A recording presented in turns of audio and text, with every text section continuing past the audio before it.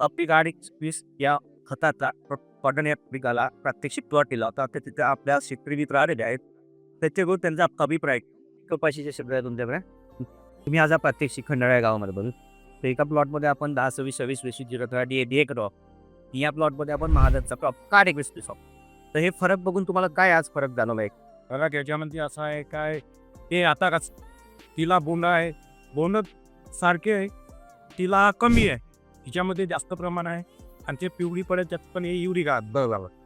बोंडाचं वजन नंतर तुम्हाला तुम्हाला जाणवत आणि हिचं ॲपराटी ते जास्त वाटतं असं ते कमी वाटत आहे. आणि आता हे सर्व तुम्ही बघितलं बोलायची संख्या जास्त आहे बोलत वजन जास्त आहे. तर अंदाजी ही उत्पन्न दुंड वाटते या प्लॉटपेक्षा या किती जास्त एकरी हे आपल्याला देऊ शकतात 15 क्विंटलच्या जवळपास आणि हे आपल्याला ही 8 ते 10 4 ते 5 क्विंटलचा तुम्हाला फायदा एका गुण आहे बरोबर.